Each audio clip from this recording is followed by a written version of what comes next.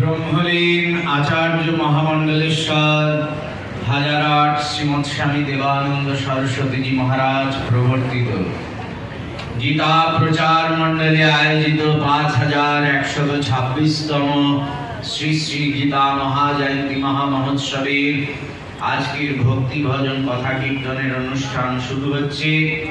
শ্রী শ্রী গীতার ত্রয়োদশ অধ্যায় ক্ষেত্র ক্ষেত্রজ্ঞ বিভাগ যোগের সমবেত পাঠ প্রার্থনা ও ভজনের মধ্য দিয়ে আজ বিকেল 5টায় ক্ষেত্র ক্ষেত্রজ্ঞ বিভাগ যোগে বিষয়ে ভাষণ দেবেন রামকৃষ্ণ মঠ মিশনের অন্যতম সর্বসাধারণ সম্পাদক পরমশ্রদ্ধেয় পরম পূজ্যপাদ শ্রীমৎ স্বামী বলভদ্রানন্দজি মহারাজ।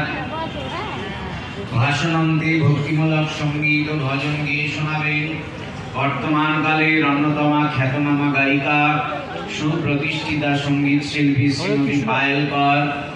আজ শ্রীমতী জয়তী চক্রবর্তীর পরিবর্তে লীলা কীর্তন পরিবেশন করবেন বিশিষ্ট কীর্তন গায়ক শ্রী সুরজিৎ সেন এবং সম্প্রদায়।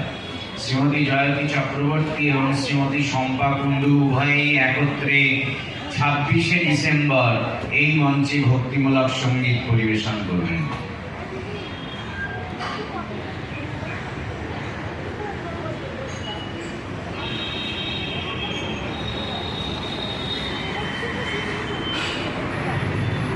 হরি